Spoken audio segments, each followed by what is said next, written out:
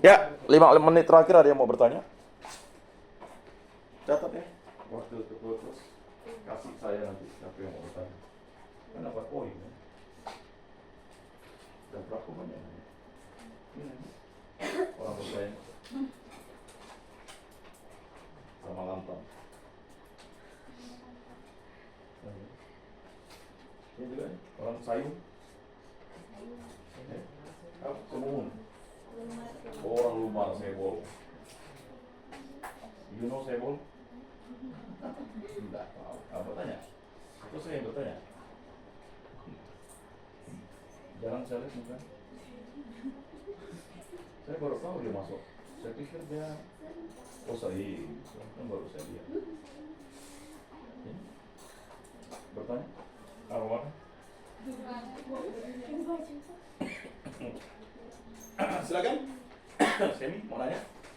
Tanya Pak, kamu kan suka nanya yang agak di atas lah.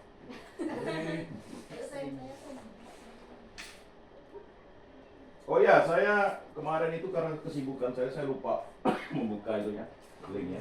Nanti diingatkan lagi, linknya itu nanti saya buka. Nah, jadi yang belum mengerjakan tugasnya silakan mengerjakan. Ya. Karena saya banyak kegiatan padat, ya. Jadi untuk melihat linknya sampai lupa kan. Padahal itu harus dilihat. Tetap saya lihat. Nih, Anda mau lagi? Udah jelas? Jangan sampai saya yang buat kuis ini.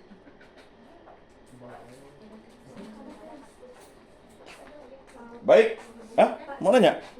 Selamat lah. Hampir saya mau buat kuis. Terima kasih.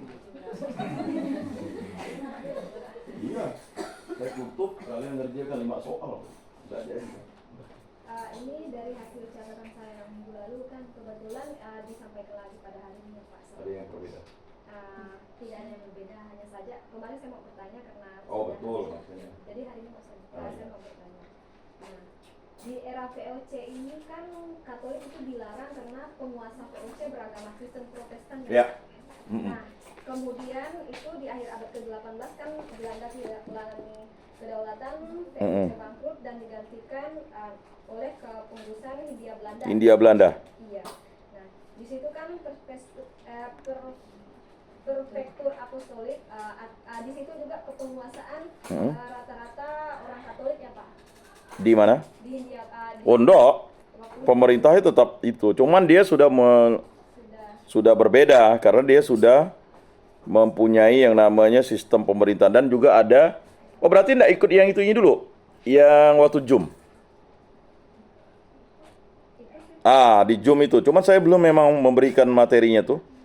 Itu udah saya jelaskan malah. Saya malah begini, menjelaskan dari yang ini dulu. Anda apa-apa tanya saja. Silakan. Dari penjelasan Bapak minggu lalu, saya ingat sih ya, itu di situ sudah mulai ada apa ya, yang Katolik sudah mulai ini juga kan, dan sebagainya. Yang jadi pertanyaan saya itu kenapa di situ misi Katolik masih dilarang saat itu di Yogyakarta hingga akhir abad ke-19, sementara Katolik juga sudah mulai sebenarnya sudah mulai boleh lagi beroperasi gitu, tapi kenapa di Yogyakarta belum bisa itu saat itu? Ya karena kan waktu itu Yogyakarta masih dikuasai oleh Hindia Belanda itu Pak.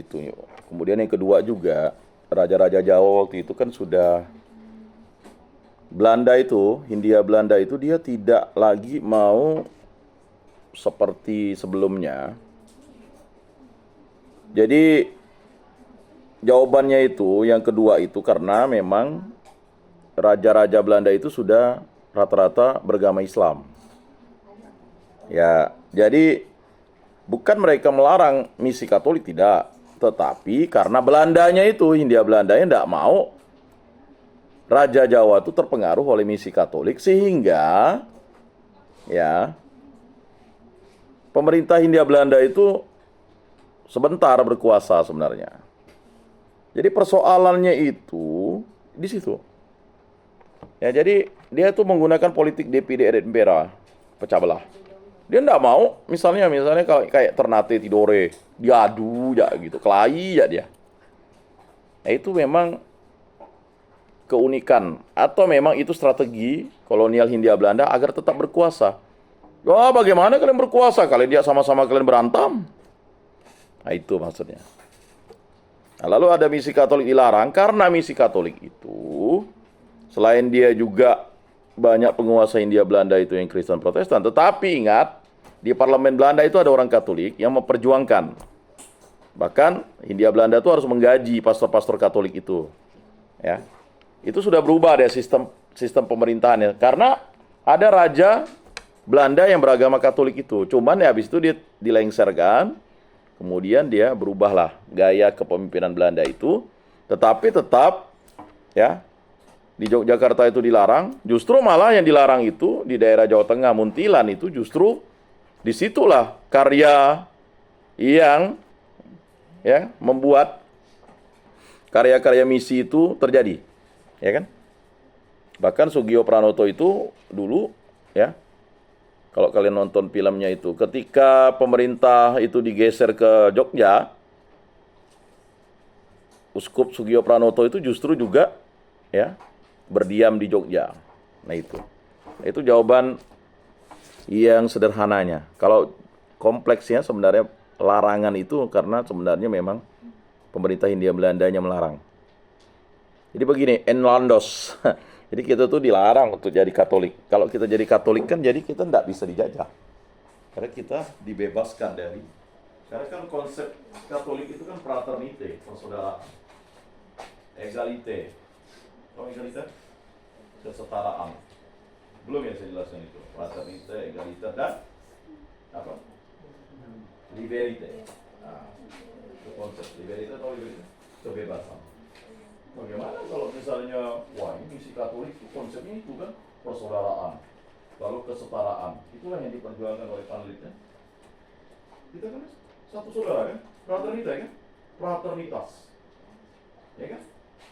Lalu egalitas, lalu liberitas, ya kebebasan, kan bebas kan? Di sekolah Katolik, ya banyak umat-umat atau pelajar-pelajar non Katolik yang masuk sekolah Katolik dan tidak pernah disuruh jadi Katolik, kesadaran sendiri. Itu juga di sekolah tinggi agama Katolik negeri ini, dosennya, ya kan, bahkan sampai itu ada 4 agama loh di sini, Katolik, Kristen, kemudian Islam dan Hindu. Pegawainya dari Hindu.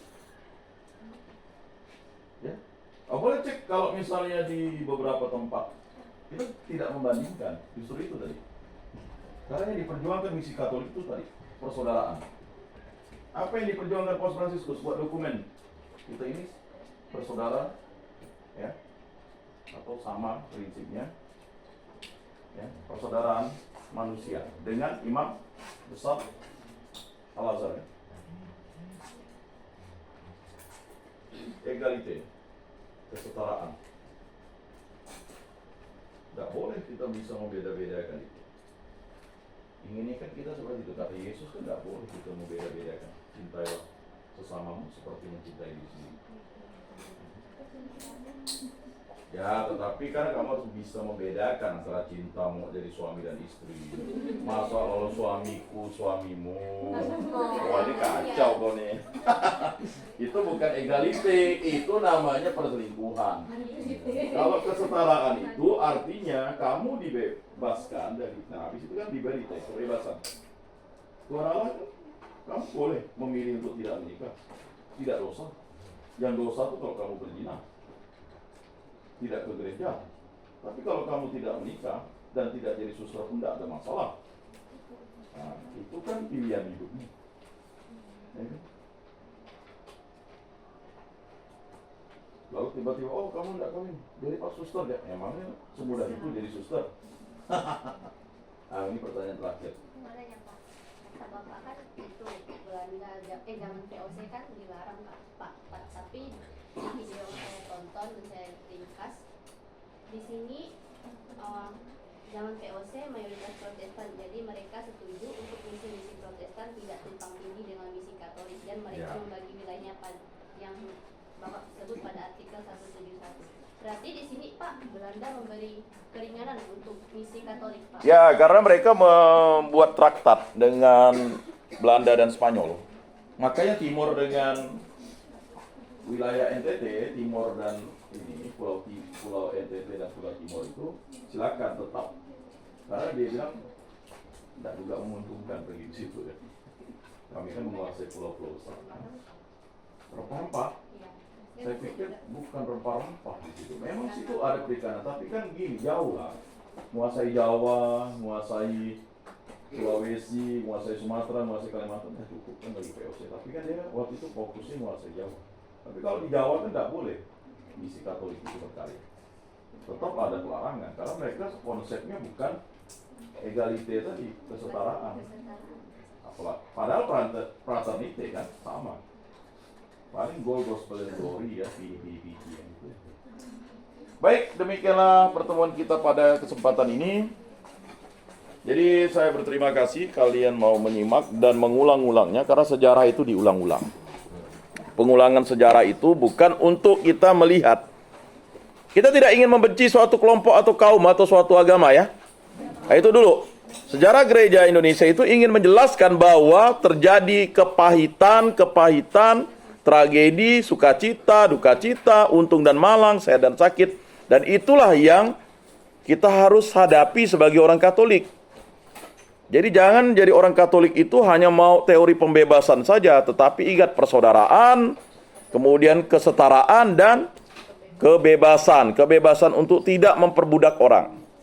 Nah itu, makanya kalian sekarang diberikan pendidikan yang sama dengan agama-agama lain, Sekolah Tinggi Agama Katolik, negeri, ya. Semoga muncul lagi Sekolah Tinggi Agama Katolik negeri di